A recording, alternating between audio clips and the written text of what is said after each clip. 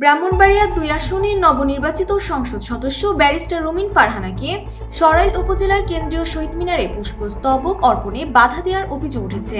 ২১শে ফেব্রুয়ারি দিবাগত রাত ১২টার দিকে আন্তর্জাতিক মাতৃভাষা ও শহীদ দিবস উপলক্ষে শ্রদ্ধা জানাতে গিয়ে তিনি ও তার নিজ দলের নেতাকর্মীরা তোপের মুখে পড়েন।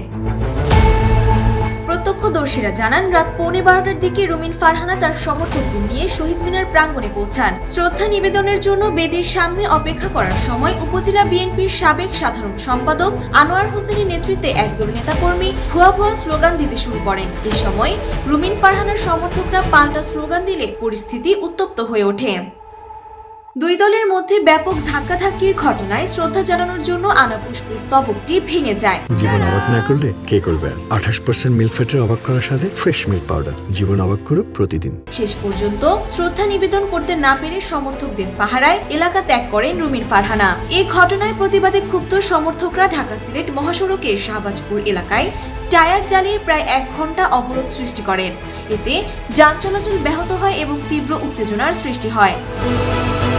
ব্যারিস্টার রুমিন ফারহানা ক্ষোভ প্রকাশ করে বলেন, দীর্ঘ ১৭ বছর পর বিএনপি রাষ্ট্র পরিচালনার দায়িত্বে এসে যদি স্থানীয় নেতাকর্মীদের নিয়ন্ত্রণ করতে না পারে তবে এর পরিণতি হবে ভয়াবহ।